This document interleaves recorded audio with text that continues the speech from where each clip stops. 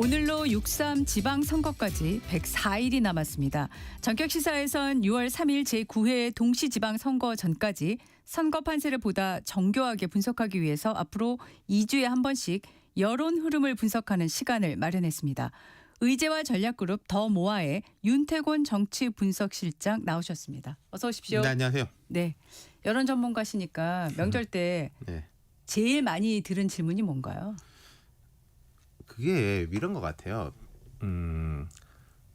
기자라든지 정치권에 있는 사람들한테는 뭐 어떻게 되냐 이번 선거 이런 질문들을 꽤 받았는데 네. 이제 개인적 지인들, 네. 뭐 가족이나 친지나 친구들은 아직까지는 선거에 대해서 별로 관심이 없는 것 같아요. 그렇습니까? 생각해 보시면은 6월이니까 네. 아직 거의 4달이나 남았지 않습니까? 그러니까 이쪽 말하자면 선수들은 마음이 급하지만은 네. 심판들은 아직 뭐 이렇게 마음이 급하지 않다. 네. 명절에도 보면은 뭐 보통 비슷하죠. 가족들끼리 뭐 건강, 뭐 학업이라든지 뭐 결혼이라든지 뭐 이런 노후라든지 이런 이야기 쭉 하는 건 보편적이지 않습니까? 네. 그다음에 이제 우리의 좀 공적인 이야기는 아무래도 뭐 부동산, 주식 뭐 이런 쪽에 대한 이야기가 많은 것 같고 네네. 그다음 올림픽 중인데 올림픽 분위기도 예전만은 못한 것 같고 이번엔 좀 차분하게 좀 쉬는 시간이 아니었나 싶어요. 네. 예. 그러면 보통 선거 전에 언제부터 일반 유권자들도 선거 얘기를 꺼내나요? 자, 우리 생각해 보시죠. 지금 이제 설 지나면은 정치권에서 설 이후에 뭐 민심이 이랬다 저랬다라고 좀 아전인수격으로 이야기할 거 아니겠습니까? 예, 예. 그러면서 경선을 들어가겠죠. 네. 경선 준비에 들어가겠죠. 예, 그럼 예. 경선 이렇게 되면은 그 열기가 서서히 퍼지는 거죠. 경선을 한다. 뭐 서울시장 경선을 한다. 경기도지사 경선을 한다라고 하면은 네. 이게 지금 있는 핵심 선수들보다는 조금 뭐 당원들이라든지 정치에 꽤 관심 있는 분들까지 예. 하고 사실상 일반 국민들이 관심을 모으고 열이 올라가는 것은 선수 확정된 이유 내지는 뭐 경선에서 뭐 민주당이든 국민의힘이든 서울시장 후보가 2사람으로 압축됐대더라. 뭐 이런 정도가 되면은 그때부터는 쫙 달궈지는 거죠. 알겠습니다.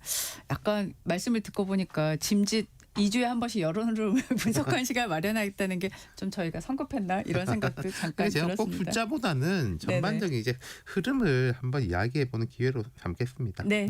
KBS 여론조사부터 먼저 말씀을 드릴게요. 그 설 연휴 전에 10일부터 네. 12일까지 만 18세 이상 남녀 1,012명을 대상으로 이제 K스탯 리서치에 의뢰해서 조사를 했는데 자세한 내용은 중앙선거 여론조사 심의위원회 홈페이지를 보시면 되고요. 이 대통령 국정 운영 평가 긍정이 65, 부정 27. 근데 긍정 안에 매우 잘 40, 잘한다 25%. 네. 굉장히 높은 수치죠. 그렇죠. 뭐 뒤에 이제 다른 기관 이야기도 하겠지만은 네. KBS를 중심으로 이야기하면서 딴 데도 보면은 비슷하게 나왔어요. 사실 설을 맞이해가지고 특히 이제 지상파 3사가 대통령 지지율, 정당 지지율을 물어보고 다 전화 면접이라는 거는 직접 말로 면접원이 물어보는 예. 조사지 않습니까? 예. 했는데 거의 대통령 지지율은 60%를 조금 넘어서는 거 그리고 네. 정당 지지율 같은 경우에 뭐 거의 더블 스코어 비슷하게 나와 있고 지금 대통령 지지율에 대해서는 이렇게 보시면 될 것 같습니다. 네. 실제로 매우 잘한다고 생각하는 사람들이 있고 그다음에 이게 구체적인 내용으로 들어가면은 뭐 부동산 정책이라든지 외교 정책이라든지 조금 뭐 찬반 아쉬움이 있을 수 있는데 네네. 이 사람이 일을 하는 사람이라는 느낌을 준다는 거죠. 거기에서 찬반이 벌어지는 것도 네. 생각해 보시면 일 중심으로 벌어지고 있는 거지 다른 뭐 이상한 말실수라든지 물론 뭐 얼마 전까지만 해도 여당에서 전 원내대표 이슈 이런 게 있었습니다만은 네네네. 청와대 중심으로 해가지고 뭐 다른 일이 아닌 잡음이라든지 부패라든지 이런 이슈가 아니라 일 중심으로 가기 때문에 예. 거기에 대한 평가가 높다. 그리고 야권 이야기를 안 할 수가 없는 게 야권이 이제 똑바로 못 서 있기 때문에 대통령에 대해서 조금 불만이 있더라도 넘어가지를 못하는 거예요. 야권 네. 쪽으로. 아. 그리고 대통령에 대해서 불만이 있으면은 뭉담 내지는 잘 모르겠다로 갔다가 다시 또 잘한다로 왔다가 지금 그렇게 묶여 있는 거죠. 대통령에 대해서 살짝 부정적이든 뭐 상당히 부정적이든 그런 입장이 생기더라도 그게 야권으로 가지는 않는다는 그렇죠. 말씀이시군요. 그리고 아까 대통령은 일 중심으로 평가받는 사람이라고 말씀드렸고 네. 지금 오늘 뭐 그까지 이야기할 수 있을지 모르겠습니다만 여당 내 문제가 적지는 않거든요. 사실. 네. 그동안에도 많이 불거졌고 보도도 됐죠. 근데 이제 예. 특이한 게 대통령과 여당의 조금 분리 현상도 디커플링 현상도 나타난다는 거예요. 과거에도 이랬습니까? 과거에는 국민의힘 시절에 생각해 보시면은 네네. 역 디커플링 현상이 나타났었죠. 네네. 여당이 좀 더 높아요. 네네. 대통령보다. 네네. 그러니까 대통령실에서 대통령 뭐 영부인 이런 사람들 계속 사고치고 그리고 여당이 이걸 뭐 뒤치다거리 하는 거였기 때문에 역 디커플링 현상이 나타났었는데 지금은 거꾸로다. 예. 정치적인 불만들은 여당이 끌어안고 대통령은 일 중심으로 평가받는. 네네. 그러니까 정당 지지율을 보면 사실 지금 말씀하신 게 드러나는 것 같아요. 대통령에 대해서 긍정이 65%인데 정당 지지율을 보면 더불어민주당이 44%, 국민의힘이 21%예요. 이러면 한 20% 정도가 낮거든요. 정당 지지율에서 그렇죠. 여당이. 예. 그렇게 되면 이거를 어떻게 바라봐야 그러니까 될까요? 정치에 관심을 쭉 두신 분들은 아실 텐데 숫자가 우리가 통당 양당이 한 보통 30 몇 정도 나옵니다. 일반적으로는. 거기서 이제 엎치락 뒤치락 하고 그러는데 네. 이제 민주 30 몇 정도, 34, 5 정도가 원래 자기 재산이라는 거죠. 네. 그럼 민주당 거기 플러스 10 정도가 나오는 거고 또 어떻게 보면 대통령에 비해서는 마이너스 20. 네네. 통상적으로 우리 지지층만 갖고 있는 것보다는 플러스 10 이 정도 나오는 거 아니겠습니까? 네. 거기에는 그 디커플링 현상도 있을 것이고 네. 또 대통령이 여당의 지지율을 끌어올리는 것도 있을 것이고 네네. 뭐 복합적으로 돼 있겠죠. 그리고 민주당은 의석이 이제 민주당하고 가까운 당까지 합치면 뭐 180, 190 이렇게 되지 않습니까? 예. 그러니까 지금 국민의힘하고 민주당이 국민들이 볼 때는 대등한 경쟁 상대로 보는 것 같지가 않아요. 그러니까 옳다 그르다의 문제를 떠나가지고 국힘이 뭘 이야기를 했을 때 이걸 뭐 의석으로 관철이 되는 것도 아니고 네. 빅 스피커들이 나와가지고 여론전을 확 펼치는 것도 아니고 그러니까 이게 그냥 게임이 잘 안 펼쳐지는 거죠. 전력 차이가 커가지고. 양 팀 두 팀의 전력 차가 그렇죠. 워낙 크니까 네. 이 지금 상대팀 야당에서는 말씀하신 대로 의석수로도 뭐가 안 되고 그렇다고 또 여론몰이 의제화에서도 그렇죠. 좀 잘 안 되고 있는 뭐 거죠. 윤석열, 뭐 한동훈 이런 이야기로 자꾸 묶여 있는 거지 않습니까? 예.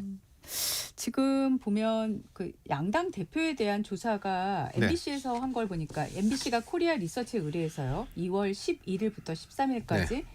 전국 성인 1,000명을 대상으로 조사를 했습니다. 역시 자세한 내용은 중앙선거 여론조사 심의위원회 홈페이지를 보시면 되는데 여기 보니까 여당 정청래 대표는 잘하고 있다가 36, 네. 잘 못하고 있다가 53 네. 이렇게 나왔더라고요. 그런데 장동혁 대표는 잘하고 있다가 23, 잘못하고 있다가 66.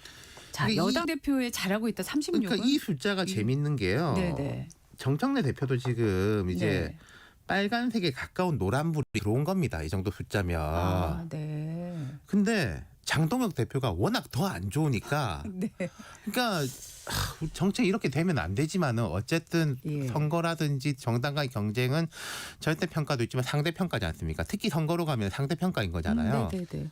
쟤보다만 잘하면은 되는 게임이지 않습니까? 네네. 지금 쟤보다는 낫다가 되는 거죠. 정청래 대표가. 그리고 장동혁 대표는 야당 대표인데 사실 우리가 뭔가를 평가할 때 제가 이런 예를 잘 드는데 잘하는 것하고 잘 못하지 않는 것이 있지 않습니까? 네네. 그러니까 월등하게 잘한다가 네. 있고 네네. 뭐 큰 잘못은 하지 않는다가 있는데 야당 대표는 사실은 잘못하지 않으면 되는 자리이거든요. 네네네. 과거에 이제 뭐 국민의힘 뭐 이렇게 이끌었던 김종인 대표 이런 비대위원장 이런 분들이 전형적인 그런 케이스예요. 잘못하지 무슨 않는다. 대선 주자로서 그분이 뭐 앞으로 나라를 이끌겠다 이런 기대를 모으는 게 아니라 실수하지 않고 여당이나 정부가 잘못하면은 탁 지적하고 당내에서 사건 사고 같은 거 안 나게 잘 이렇게 꽉 틀어쥐고 있고 그런 점에서 이제 당을 이끌었는데 지금 장동혁 대표의 문제는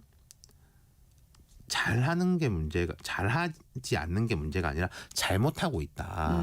그 부분에 대한 평가인 거죠. 잘못하고 있다. 그러면요. 지금 장동혁 대표가 잘못하고 있다가 66이나 나오고 있는 게 이 흐름이 지금 계속되고 있잖아요. 네. 그 얘기는 지금 국민의힘이 오늘 같은 경우에도 네. 지금 윤석열 전 대통령 1심 선고가 나와서 어떤 메시가 나올지 주목을 하고 있는데 네. 이런 어떤 계기마다 국민의힘 지도부가 뭔가 돌파구를 찾지 못하고 있다 이렇게 봐야 되는 건가요? 그렇죠. 지금 우리가 이렇게 거칠게 나눠 본다면은 부동산 문제라든지 한미 무역 관세 문제라든지 이런 네. 큰 국정 운영 정책에 대한 것들이 있는 것이고 그다음에 이제 정치적으로 여야 간의 뭐 싸움이라든지 여당 내부의 갈등이라든지 야당 내부의 갈등이라든지 이런 게 있는 거 아니겠습니까? 네. 뭐 어느 당이든지 잘 된다면은 그 두 가지를 잘 꿰어 가지고 가야 되는 거겠죠. 그러니까 야당 입장에서는 그 내부적인 거에 대해서는 잡음을 최대한 없애면서 여당의 왜 여당의 문제가 없겠습니까? 그리고 대통령의 평가가 높지만은 대통령이 일을 열심히 하는 것에 대한 평가가 높은 거지 부동산이라든지 한미 무역 협정에 이걸 다 하나하나를 다 잘하고 있다는 평가는 아니거든요. 근데 그건 못 들어가는 거예요. 거기까지. 왜냐하면 정치 야당이 문제를 못 풀지를 들어가니까. 못하니까. 정치 문제를 못 푼다는 것은 네. 결국은 뭐 한동훈 제명 네. 그 이후에 뭐 김종혁 또 전 이제 최고위원 제명. 네. 그 출당 권고에서 이제 탈당으로 네. 됐으니까 제명이나 다름없는 것이고 예. 뭐 배현진 네. 뭐 1년 당원권 정지. 네. 그리고 이분들이 여권 내에서 인지도랄까 스피커 파워가 높은 사람들이지 않습니까? 우리가 잘 모르는 사람이 아니에요. 네네. 지금 예를 들어서 국민의힘의 청도군 둔가 이분이 뭐 막말을 해가지고 징계를 하니 마니 이렇게 지금 논쟁이 있던데 사실 처음 들으셨죠? 처음 들었습니다.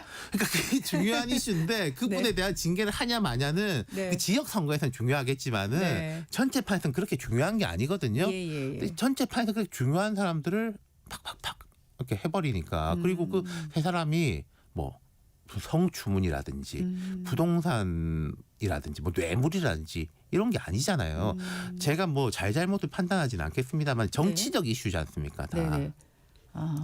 지금 말씀하신 그 국민의힘에서 그 한동훈 전 대표와 관련된 여론조사를 보니까 SBS가 입소수에 의뢰해서 12일부터 14일까지 전국 1,004분을 상대로 조사를 했습니다. 역시 자세한 내용은 중앙선거 여론조사 네. 심의위원회 홈페이지를 보시면 되는데 한동훈 전 대표의 제명이 국힘에 어떤 영향을 줄까에 대한 질문에 유리가 11, 불리가 36, 영향 없을 것이 43이에요. 네. 그러면 지금 생각보다 불리라고 한 부분이 36이고요. 제가 생각보다라고 얘기한 이유 중에 하나가 영향 없을 것이 43이나 나왔거든요. 네. 이거 어떻게 읽어야 되는 건가요? 이거는 영향 없을 거 실제로 판단하는 분이랑 잘 모르겠다. 네. 랑 관심 없다가 다 포함된 걸로 봐야 되겠죠. 이 숫자는 뭐 어찌 보면은 네네. 당연한 거고 그럼 정치에 이제 관심 있어 하고 좀 이 사안을 알고 있는 분들이 한 절반 되는 거지 않습니까? 유불리 합치면 이제 47이니까 그러니까요. 대략 반 되는 거지 않습니까? 네. 이분들이 생각할 때는 분리가 엄청나게 큰 거죠. 그러면은 만약에 장 대표나 국민의힘 지도부 입장에서 볼 때는 이 숫자를 볼 거예요. 야, 영향 없을 것이 43에다가 유리가 11이니까 이거 합치면은 54 아니냐. 그러니까요. 그렇게도 볼 수 그럼 있죠. 딴 걸 다 잘하면은 돼요. 근데 딴 걸 다 잘하고 있느냐? 그렇지 못하는 거거든요.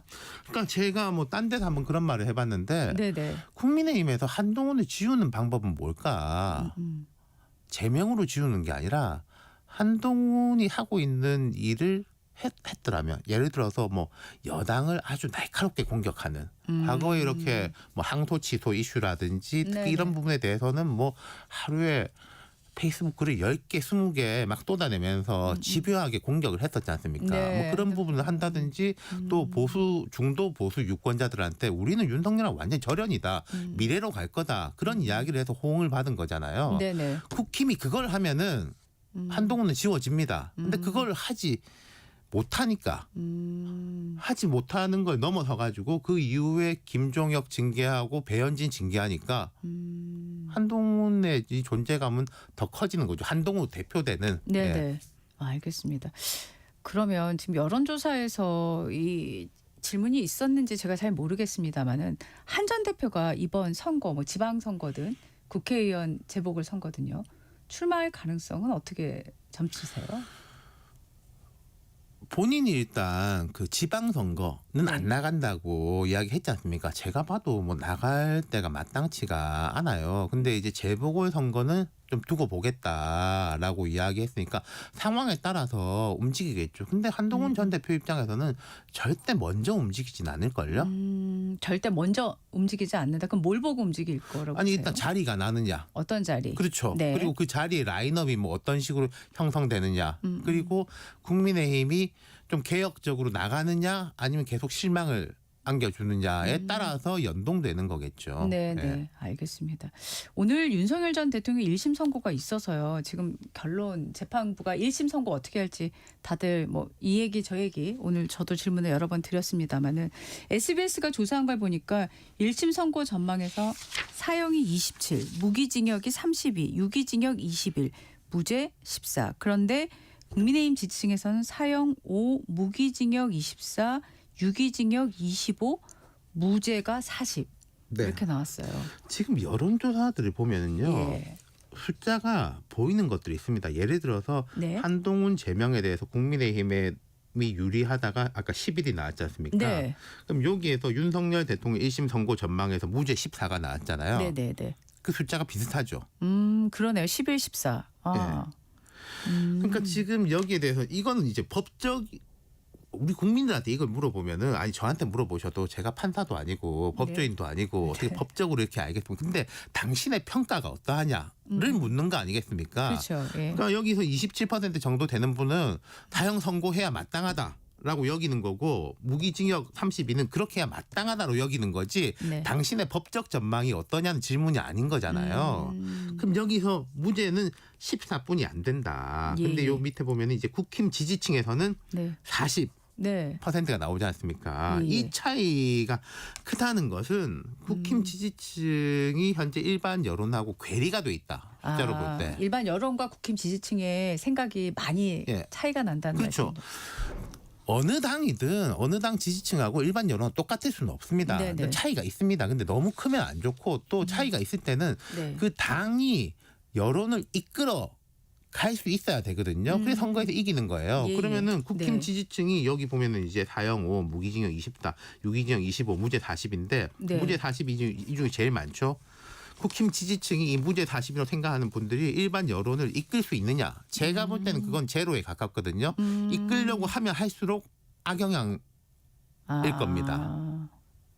그리고 이 SBS 조사에서도 국힘 지지층이 대략 뭐 20대 초반인데 네.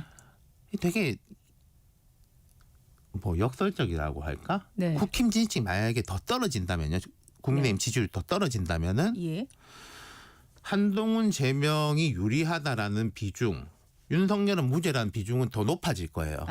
그렇지 않겠습니까? 그렇겠네요. 전체 네. 100에서 지금 한 25인데 예컨대 15로 떨어지면은 전체 그 지지율이 중에서는 떨어지면 그 여론 전체 여론과 괴리된 의견을 가진 사람들의 비중은 비중은 높아진다는 높아지고. 거지 않습니까? 아. 그럼 국힘에서 앞으로 뭐 경선을 한다든지 네네. 전당대를 한다든지 점점 또 여론하고 괴리된 흐름이 나타나고 그러면 또 괴리되는 거고 악순환의 골인 거죠. 이른바 그러니까 쉽게 요새 표현으로는 당심과 민심의 차이가 점점점 커질 수 있다. 그렇죠. 이렇게 봐야 제가 뭐 되는. 많이 예. 쓰는 표현 중에 뭐 네. 소금물 이론이라는 게 있는데 예, 예. 물이 짠데 자꾸 끓여대면 소금의 양 그대로 있더라도 짜지지 않습니까? 물이 줄으니까요. 그렇죠. 물이 짜는 거 해결하려면은 맹물을 부어야 되지 않습니까? 말하자면 중도층을 유입시켜야 되는 건데 네. 그 물이 짜면 더 짜지기가 쉬운 거예요. 알겠습니다. 저희가 시간이 한 5분 정도 있어서 지역별로 좀 얘기를 들어가면 일단 서울시장이요. 최근 여론조사에서 가상 대결로 정원호 구청장과 오세훈 현 시장을 많이 붙여서 네네. 조사를 하더라고요. 이유는 뭘까요? 이게 본선 대진의 가능성이 제일 높다고 보는 건가요? 그렇죠. 그 대통령이 정원호 구청장 콕 찍어서 이야기한 게 있었고 네. 그 이후로 많이 올라오고 있고 일단 뭐 민주당 경선이 중요한데 민주당 유권자들이 생각할 때 서울시장에 내보내는 선수는 좀 정치적 성격이 강한 것보다 조금 행정력 이런 쪽으로 붙어야 되겠다. 정치 싸움은 당이라든지 이쪽에서 충분하다. 그렇게 판단을 하는 것 같아요. 또 이제 서울은 부동산 이슈라든지 이런 부분들이 중요하고 과거에 비해 가지고 경기하고 서울이 과거에는 경기가 보수적이고 서울이 진보적이었는데 많이 역전됐지 않습니까? 그런 분위기 속에서 우리의 맞춤형 선수다. 라고들 전략적 판단을 하고 있는 것 같아요. 당 내에서도 그렇게 판단을 하고 있다. 전체적인 이제 전체적으로. 흐름이 그렇다는 거죠. 네. 경기지사는요. 사실 국민의힘은 유승민 의원도 안 나간다라고 또 한 번 얘기를 해가지고 여기는 지금 이른바 구인난이라는 그렇죠. 얘기까지 뭐 사람을 나오는데. 낼 수 있냐 없냐까지 이야기가 나오는 판이니까 네. 그러면 경기도는 거꾸로죠. 민주당 입장에서는 누가 나가도 이길 수 있을 것 같다. 네. 라고 하면은 네. 뭔가 정치적인 컬러가 센 사람, 우리 당원들하고 뜻이 비슷한 사람을 내보내도 된다라고 판단할 수 있겠죠. 반대로 예. 생각하니까. 지금 그러면 추미애 의원, 한준호 의원, 김병주 의원, 권칠수 의원 등등 한 6, 7분 네. 후보군에 이름을 올렸는데 어떻게 전망하세요? 지금 일단 뭐 김동연 지사가 있는데 이분은 행정력이라든지 이런 건 많이 검증된 분인데 이제 정치적 컬러가 좀 약하고 또 뭐 과거의 비명이다 이런 공격까지 이제 받고 있는 거죠. 네네. 거기다가 제일 대척점에 있는 사람이 추미애 의원일 테고 그런데 그 사이에 이제 한준호 의원이 이제 친명 컬러를 분명하게 하면서 나이도 젊고 파고 들어오고 있는데 이것은 앞으로 지금 정청래 대표가 그 조국 혁신당하고 합당 문제로 인해가 조금 곤혹을 겪고 있지 않습니까? 아까 나왔지만 평가도 많이 내려갔잖아요. 네. 그 부분이 경기도 경선에는 상당한 영향을 미치지 않을까. 그러니까 대통령을 지킬 사람이 누구냐. 경기지사 선거에서는요. 그렇죠. 그렇게 작용을 할 수 있겠다는 말씀이시군요. 부산시장은요. 전재수 의원이 지금 지역 위원장까지 물러나면서 출마 준비를 하고 있는데 앞서 저희 프로그램에서도 잠깐 봤었는데 박형준 시장보다 지지율이 살짝 더 높은 걸로 네. 이렇게 조사되더라고요. 전재수 의원은 부산에서 민주당으로 3선 대단한 거죠. 3선 했고 장관까지 해서 저력이 있는 분은 분명합니다. 근데 이제 통일교 그 수사라는 게 있고 또 네. 부산은 우리가 앞으로 이제 몇 달 동안 이야기하겠지만은 늘 보면은 국민의힘 계열 정당이 여조보다는 막상 뚜껑 열어보면 잘 나오는 경향성이 있었어요. 그러니까 이건 좀 봐야 될 것 같습니다. 부산은. 네. 지금으로는 알 수 없군요. 네. 경북 대구 경북이요. 지금 일단 국민의힘에서는 대구시장 출마하는 분이 한 8분 정도고요. 경북도지사 출마 선언자 4명이고요. 그런데 민주당에서 지금 김부겸 전 총리를 대구시장으로 계속 지금 출마론이 나오잖아요. 어떻게 될까요? 본인은 그렇게 쏙 내켜하지 않는 것 같아요. 많이 이게 좀 정치를 내가 할 만큼 했다 이런 생각이 강한 것 같은데 아직 시간이 좀 남았으니까 어떨지 봐야 될 것 같고 네네. 국민의힘의 이 대구 경북은 아까 말한 민주당의 경기도를 뒤집어 보면 됩니다. 어쨌든 민주당이 뚫기는 어려운 지역 이러면 자기 경쟁인데 이게 이제 아까 말씀드린 국민의힘이 지금 짠물로 이렇게 갈 거냐 아니면은 네. 대구가 우리가 보수의 심장인데 우리가 먼저 변하는 모습을 보여야 되지 않겠어? 그래야지 우리가 보수가 전체로 따라오는 거 아니겠어? 이런 식의 전략적 판단을 할 거냐. 둘 중에 하나겠죠. 그 말씀 들어보니까 경기지사하고 대구 경북은 서로 리버스. 리버스 예. 거꾸로 보면 되겠네요. 네. 근데 이 대구 경북은 지금 지역 통합도 있잖아요. 그렇죠. 그래서 지금 통합 특별시장을 뽑아야 되는 상황이 나올 수도 있는데 이렇게 될 경우 누가 제일 유리할 거로 생각하세요? 근데 그거는 우리가 한번 다음 시간에는 길게 이야기하면 좋을 것 같은데 네. 호남은 급물살을 탈 것 같고요. 네. 충청을 잘 모르겠는데 네. 대구 경북은 충청 따라갈 것 같아요. 충청이 잘 안 되면 뭐 우리도 막 그렇게 급하게 할 필요 있나라는 쪽이 되고 네. 충청도 한다 하면은 아니 전라도도 하고 충청도도 하는데 우리만 빠져 20조 못 받아? 그렇게 되면 따라가는 거고. 네. 예. 그건 좀 먼저 더 치고 나가진 않을 것 같습니다. 먼저 치고 나가진 않을 것 같다. 예. 다음 시간부터는 좀 그런 부분을 네. 세세하게 좀 들여다봐야 될 것 같네요. 오늘 말씀은 여기까지 듣겠습니다. 지금까지 윤태곤 실장과 함께했습니다. 고맙습니다. 네. 2월 19일 목요일 전격 시사 오늘은 여기까지입니다. 저는 내일 아침 7시 5분에 다시 돌아오겠습니다. 고맙습니다.